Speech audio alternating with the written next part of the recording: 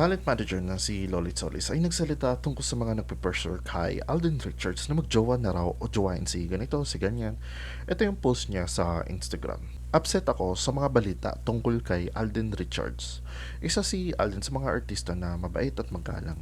Yung pressure sa mga male stars natin na dapat magkaroon ng love life dahil usually nga binibigyan kulay pag hindi nalilink o nababalita na nanliligaw. Isang mali sa kultura natin. Bakit hindi natin matanggap kung ayaw ng isang tao na malink o magkaroon ng partner? Babae o lalaki, choice nila yon.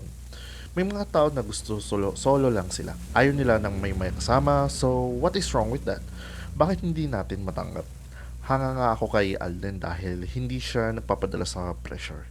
Hindi siya kagaya ng iba na basta lang mapagbigyan yung gusto ng iba. Sige, kahit sino liligawan o gagawin partner. Alden Richards is biding his time. Dahil gusto niya yung mapipili niya, yung forever niya. Hindi padalos-dalos, hindi nagmamadali, hindi nagpapapressure. Yan ang tunay na lalaki. May focus at tiwala sa sarili. So, Alden Richards, cool ka lang. May tiwala kami sa choice mo sa buhay at basta maligaya ka, happy kami. So, ayun nga ang post ni Lolit Solis. Wala naman tayong magagawa kung ganyan ang demand ng karamihan sa buhay ni Alden Richards. Which is, eto yung pressure sa kanya na kung saan na hindi na siya nagpapadala.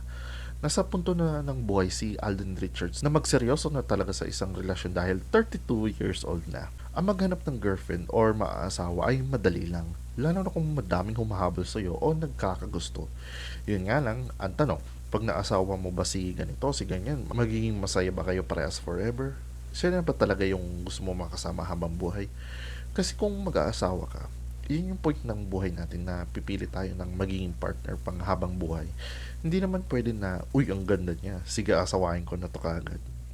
Ako dati, aminin ko, kadalasan, ang tinitingnan ko sa mga gusto kong maging girlfriend ay maganda lang. Pero kinalaunan, marirealize natin na hindi lang dapat gandahan ang hinahanap, kundi pati yung kalooban o pag-uugali, di ba? So, let's just support Alden Richards hanggang sa matagpuan niya na yung taong gusto niya makasama habang buhay.